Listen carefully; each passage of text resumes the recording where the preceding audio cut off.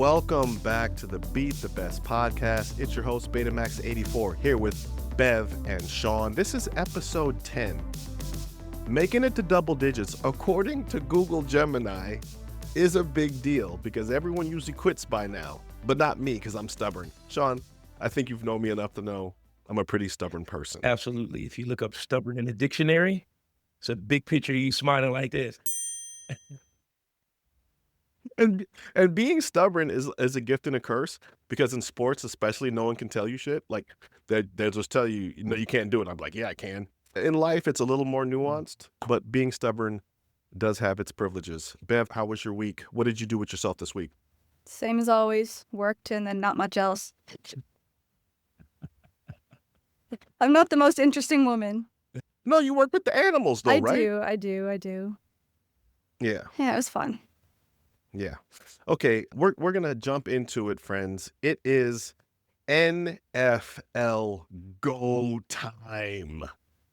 For those who don't know, we record at around noonish Pacific time, which means a game is going on as we speak. So the only games we have in the bag were Packers Bears and what was the other one, Sean? Rams Panthers. Rams Panthers, yes. Right. Mm-hmm. Rams Panthers was a fun game. That was exciting. The main course was obviously Packers Bears. For sure. Fill me in on the drama.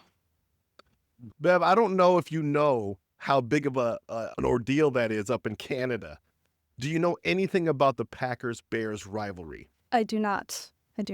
Well, let me explain it to you. Please do. Packers and Bears have been at each other's throats for decades. Bears haven't won a playoff game since 2011, I believe. Yeah, I think it's 15 years. Yep, you are absolutely right. About 15 years. Mm-hmm. And the Bears come from behind in absolutely insane fashion to win this game. Sean, I know we were texting throughout the game. I wanted to know your thoughts as we were watching. Man, where do I begin? This game was insane because I'm watching it and the Packers literally controlled the whole first half. Like they're winning 21-3, and then the second half hits, and it was insane. Just the playmaking, the Bears defense is much better than I thought it was, and Caleb Williams. Oh my God, this guy. Yeah, but before I let you continue, Sean, I don't want to really get into the play-by-play because everyone's going to do that. Sure. I want your opinion on what this means to Bears fans. Bev, Bears fans have been very much treated like orphans left at a doorstep of a firehouse. So kind of like the Toronto Maple Leafs of the football world.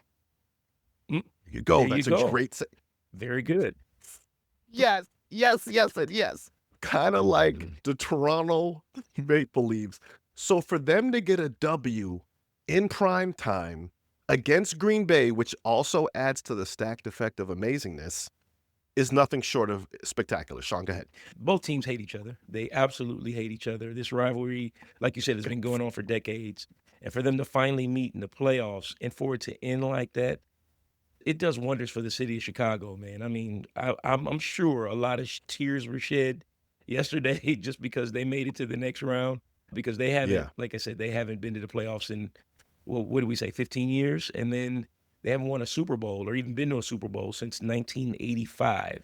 So that's 40 years.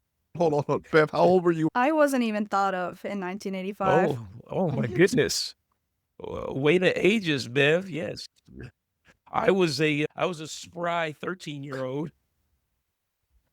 Just a young pup. Bev, you were a twinkle in your pop's eye. Not even yet. I don't even know if my father hit puberty by then. Jeez. That's crazy. That is crazy. Oh, that hurts, but it's also funny. Yeah. So here's the dope part. Caleb Williams, everyone thought that he wasn't going to be a seminal quarterback for the Bears. They kind of were like, oh, he wears fingernail polish and he's not going to be any good. I didn't understand that crossover to his skill set, whatever. He came out, this is only his second season, and he got that city a win. Chicago, Bev, you're actually not that far from Chicago. Chicago's one of those cities where if you win in Chicago, it's like winning in New York City. Like They will love you. You can walk down the street. They'll put their coat down over the snow for you. Okay. And so the way the energy was in that stadium, there has to be something similar to that in Canada, right? When the Toronto Raptors won the championship, what was that, 2018? The whole country was shut down. It was crazy. But I feel the ball. It was, wait, that's the only team we have. They were representing all of Canada. That's true. So I think I can feel the energy that we're talking about. Yeah, so that was a big deal. So me as a obvious 49er fan, I was really happy for the city of Chicago, and I was happy for the fans of Chicago. Sean, were you not happy for them? Oh, absolutely. My brother, shout out to my brother Chris. He's a huge Bears fan. He's been a Bears fan since we were kids, and for them to come back and do that, it's amazing. And I was a fan as a kid growing up of the '85 Bears, so I was able to watch them win the Super Bowl. So yeah, and the city of Chicago is on fire, and I tell you what, don't let them win next week, because Yo, it's gonna be insane if they go to the NFC Championship game. It's gonna be ridiculous there in Chicago. So if they win another one, well, we're not going to get, that's another week from now, and I'm sure we'll talk about that. So let's get into it, guys. We have the NFL playoffs going on. Last week we had Harbaugh get fired, which was an insane turn of events for a coach that's been there for 18 years. Immediately, there was a bidding war for his skills and services, which obviously brings us back to what is a person worth? That's a whole nother conversation. Sean, Harbaugh, great coach, gets fired. Everybody wants him. What did you think about that? it was actually shocking to me because the Baltimore Ravens been dealing with injuries all season. So Lamar Jackson hurt, a lot of guys on both sides of the ball injured. So they just didn't have a full team, especially with Lamar Jackson not playing. So, and then the way they lost the game, I don't know if you guys watched it. It's just the game where they did everything right and the field goal kicker misses the kick at the end. It's crazy. It's Yeah. tough. So I don't know how you do that, but that's the name of the game in professional sports. If you can't get over the hump in so many years, I mean, he's been there 18 years. He did win a Super Bowl with them, but if you can't get back to that especially with this level of quarterback that you have, that you're paying this type of money, they felt a change needed to be made. And I don't necessarily agree with it, but I do understand it.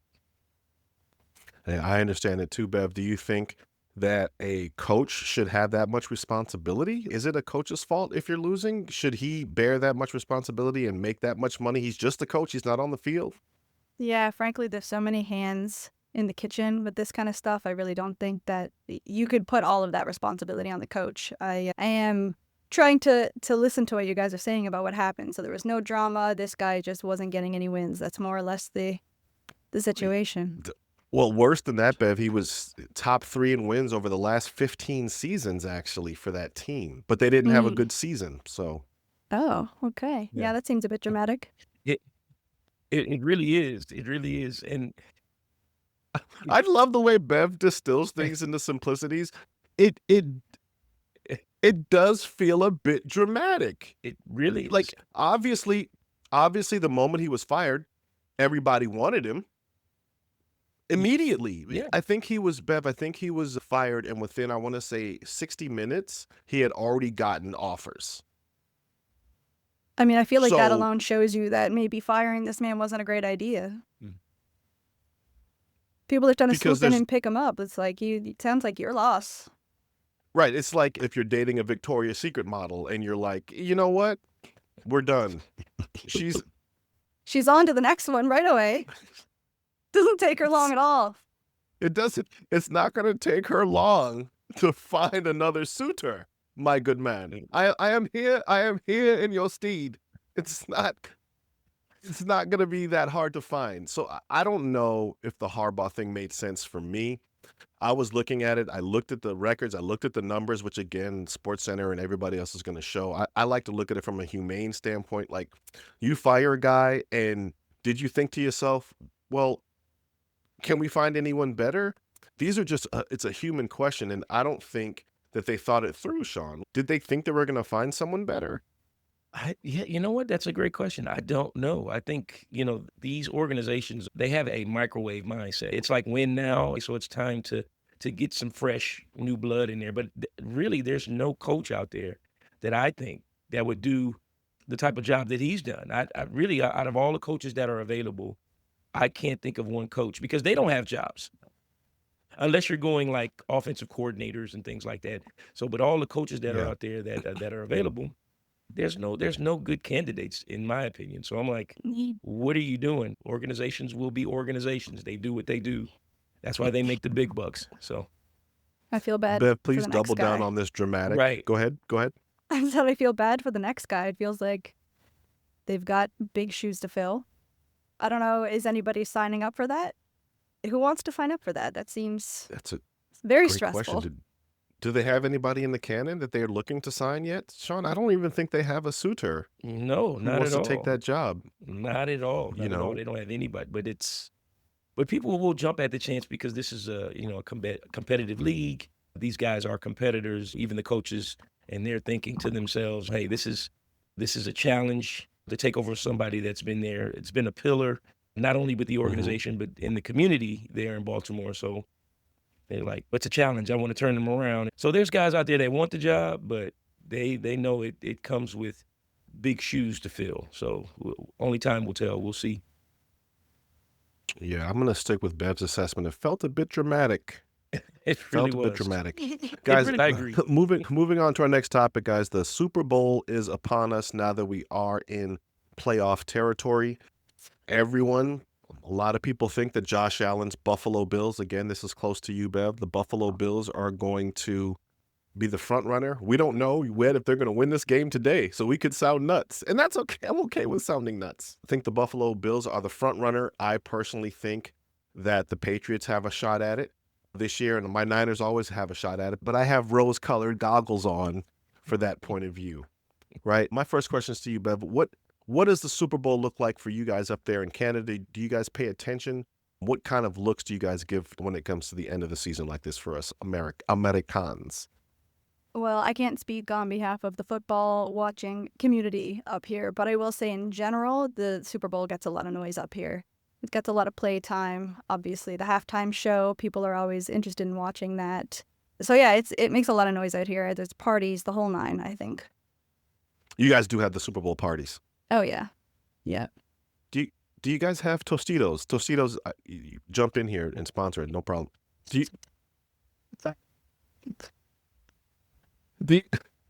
I just want to make it clear that they can. Do you guys do the Tostitos? Do you have your own Canadian corn chips? We've got the Tostitos. We got the brand name.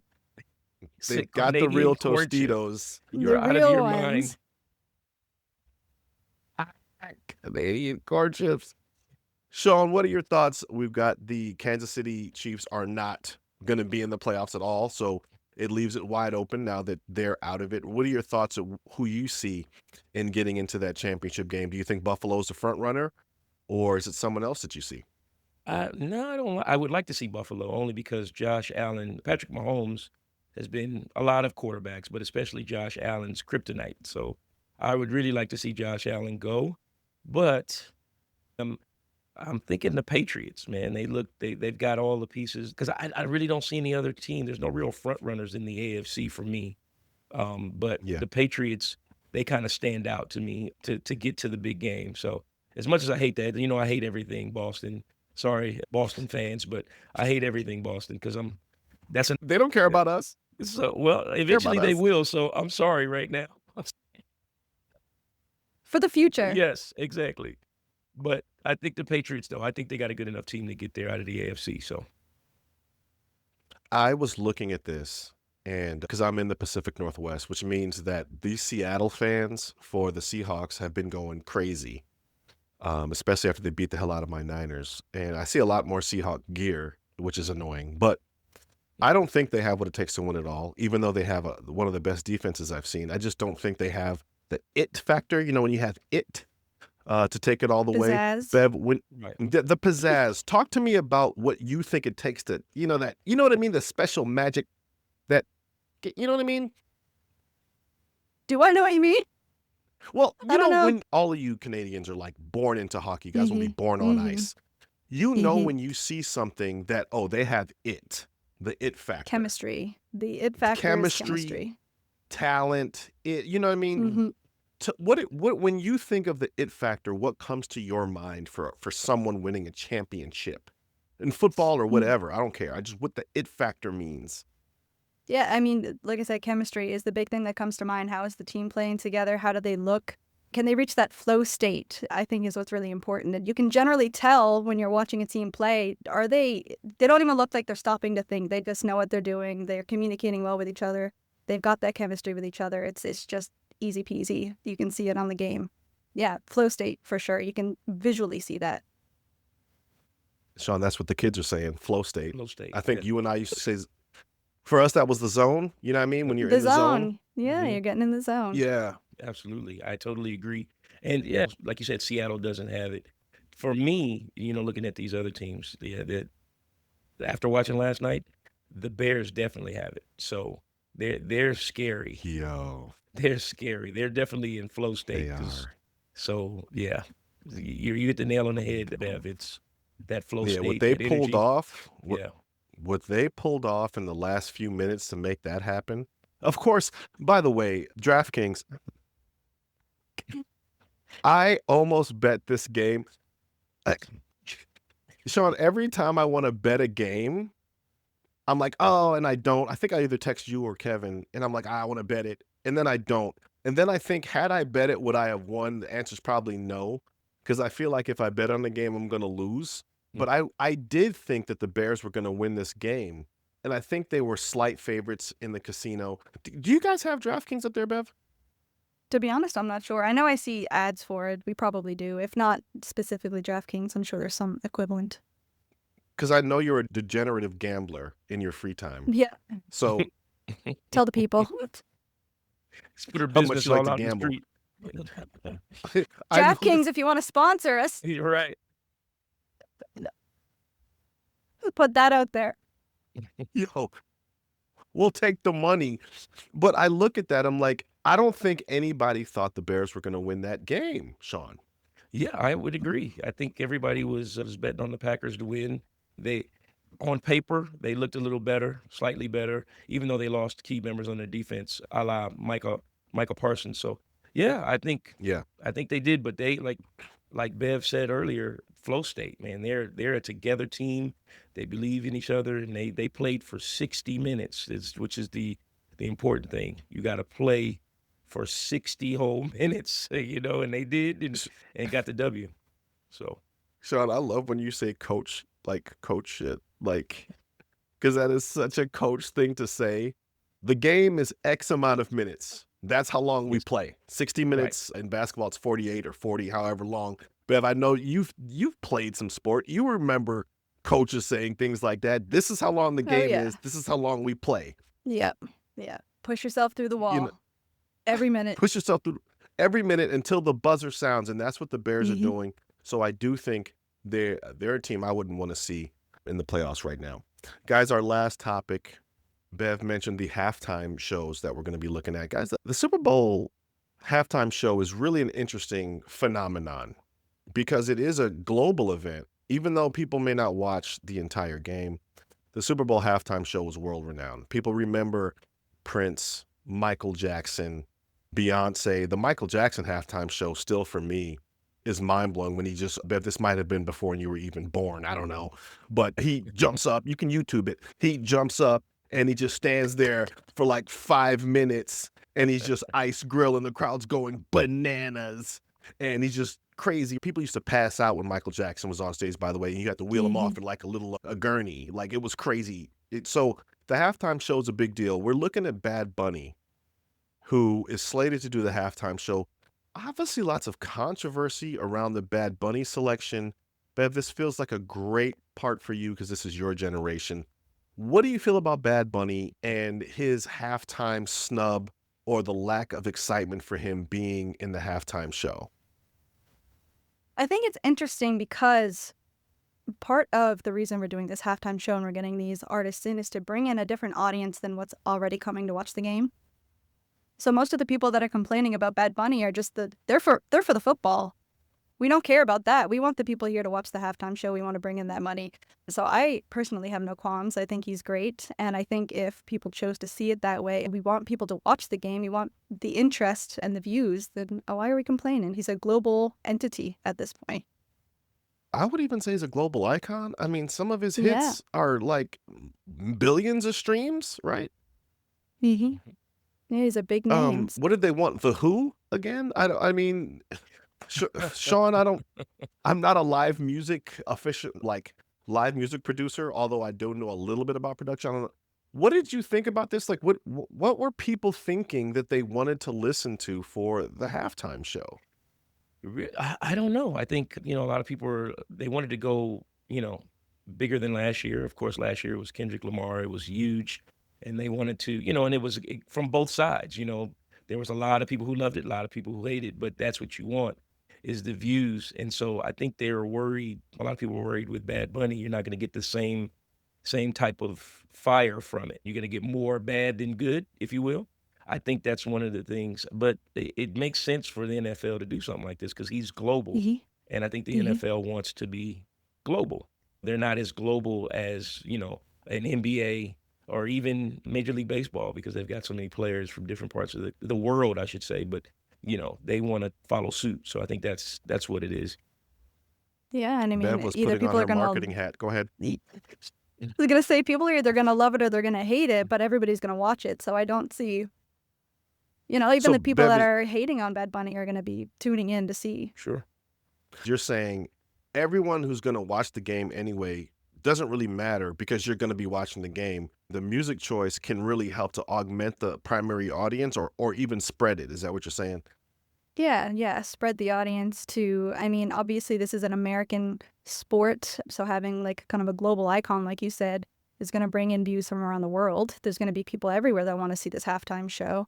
And again, just people that wouldn't normally care about football at all. Most of the people that I know, because I'm not in a football circle, they watch for the halftime show. They don't care about the game at all.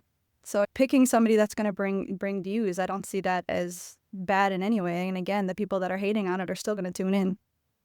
It's true. And You're yeah, she's Damn it, absolutely Bev. right. And I wanted to add to that when you get a chance. Go ahead, Sean. No, I was gonna say, and she's absolutely right, and I think it's the NFL's move to become more global. That's why during the season, because I follow the NFL, they have more games overseas. They've had a game in Germany. They do games in London. They're really trying to become more global. So what better way to do that than to have, someone who's globally known like Bad Bunny do their halftime show. So I think it's all a marketing ploy to get more eyeballs, so they don't care necessarily about the game. Like you said, Bev, a lot of them, a lot of people are going to tune in for that. But NFL doesn't care whether you watch their games or not. They want, especially that particular game, they want the eyeballs, globally. So it makes sense. I rarely like the decisions the NFL makes because it's always based around money. I actually like that they doubled down and were like, we don't care if you don't like it. We're going to have Bad Bunny, right? Because I think there's people similar to Bev's point of view is that they understand that they're going to be expanding what's already going to be taking place and growing the brand. I was at a Super Bowl. I know not everybody has had the experience I've had, but I was at the Small Super flex. Bowl when Bruce. I went there on a private jet, but that's not here or Whoa, there. That's not another here Okay, or Taylor there. Swift. Another flex. Okay. Just stop flexing. That's why you wore the tank top today, huh? You just want to flex on us. That's what you're It, doing. wa- Okay. it wasn't my private jet, so that's the truth. Bruce Springsteen was the halftime show, and that was an incredible halftime show. But my point is, how many Bruce Springsteens are there out there? The guy's he's an icon, right? So if you run out of icons, eventually you're going to have to find someone who is not only global, but also available, because not everybody wants to pay to do the Super Bowl. They don't pay you, which is wild. But I want to know your thoughts on that salient point. They don't pay you to do the Super Bowl. Do you think that's right, or do you think that's foul? I don't know that I have much of an opinion. I could argue either side of that, frankly. I think it's Let's hear it. interesting. you're depending on this person to bring a lot of views to the game, to the NFL in general. I think that deserves pay. But also, this person is getting a huge benefit for being there. Arguably, somebody like Bad Bunny, he's playing obviously for the global watchers, but for the people that are already tuned into the NFL, I'm not sure that he's going to get too much of a benefit out of that. But, you know, and generally speaking, this is a new market for some artists to be coming into. You know, how many people that watch the NFL cared about Kendrick and the Drake thing and all of that, but now all of a sudden they're paying attention to it. So yeah, I could argue both sides. I think it's interesting. I don't know that I agree one way or the other.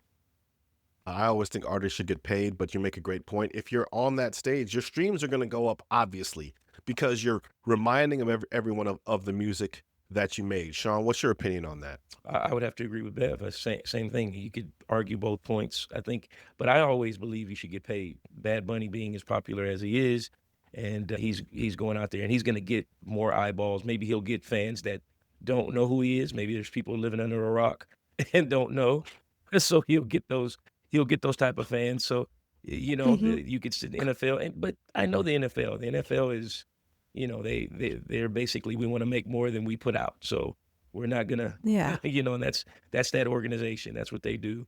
So if you decide to do it, you already understand. So I think Bad Bunny's like, you know what? I just want to perform. I want the eyeballs and get that person living under a rock to know who I am. So yeah, I think there's going to be some kind of grumpy old men in the crowd that are like, God damn, he's actually pretty good. You're right. That Shit. Definitely. I might have to listen to this guy. Yeah, this my Spanish was rusty, but this Bad Bunny, Yeah. he ain't so bad. Right. It's pretty Tear catchy. down the wall. Maybe we shouldn't have that wall up. We're not even gonna go there. We're not even gonna go there. Super Bowl is gonna be in a few weeks. I believe it's held in Santa Clara, Yes. which is gonna be a fantastic venue. Bev, I'm sure you're gonna be in the building because you have all kinds of PTO to just go to the Super Bowl and gallivant for a weekend of content creation. And I have friends with private jets and all of that too. So, the world is my oyster. It was a different life. You know what? I'll tell you that. I'll tell you the quick story. So I was in LA, a friend of mine who was a writer for CSI who created the show. And he called me and said, hey, this is a true story. Sean knows me, I tell no lies. He goes, yo, what's up? You want to go to Super Bowl? What? Who says no to that? I was like, yeah. He's like, bet. I'm going to get a private jet. It's going to be 4 of us. I said, yo, man, I ain't got private jet money. I don't know if you know, it's like $25,000 just to refuel a private jet. Yeah. I said, yeah, nah, I ain't got it. He said, don't trip. I got it. And so we hopped on the PJ. It's all me. We hopped on the PJ. We went to in Van Nuys. Sean went to the Van Nuys private terminal. And it's a very different experience. There's no security where they wand you there. No. I was like, oh, I can just walk on. And they had snacks. Incredible. Already a bonus. No. What I thought. I mean, they had snacks in the terminal, in the little terminal. And then on the plane, there's beautiful hostesses. They're not even called stewardesses. They're called something else on a private jet. And I think we had like lobster and finger sandwiches. And the chairs aren't like a normal plane. They're all sideways, like you're on the couch. And this is what really blew my mind. You didn't even have to wear your seatbelt. It was like, you just sit down and relax. I mean, I feel like if you're sitting on the chair like it's a couch, if you're going down, there's not much that's going to save you at that point. So what's the seatbelt going to do? Yeah, it was really weird. I'm like, so the seatbelt is just for the plebeians when they're on a plane that's public? So, you know, we get down, I think it was in Tampa. We get down there. We had a great time. You know, Bruce Springsteen, it was the whole wop. It was a great experience. So it was one of my finer football going experiences I think I've ever had. So if anyone hasn't taken a private jet to the Super Bowl, I highly suggest. I bet you do. Yes, I bet you do. Yeah, we just got like, me and Bev got $3,000 laying. We could just. Yeah. And you're not invited, by the way. That's It's okay. next year. I've already had my time. I gotta call him and say thank you for that. If I hadn't, that was a really fun experience. If you hadn't, Guys, that that's was like 20 years ago. Like, what are you doing? I know this is a little delayed, but I mean, yeah, thank you so much. she'll be like, "Who were you again?" It's I hilarious. thought I said thank you, but now that I'm remembering, it was so much fun, and we were so drunk. Like I just had to say thank you if I Oh hadn't my said thank you God. already. Guys, surprising enough, that's our time for today. Right? Diving into the Super Bowl and private jet access, which is absurd. Bev, anything you want to say signing off? I don't know that there's a whole lot more that I can add to this conversation. It's above my pay grade, I think. Sean, anything? Oh man, yes, party people, save your money for flying on a private jet. You got to do it. You got to do it. Guys, we will see you next week for episode 11 for Beverly and Sean. This is the Beat the Best podcast. Remember to tell your friends and always tell your enemies to listen. I see a lot of you guys seeing our clips on Instagram. Please pop in for the whole episode. We will see you next week. Peace.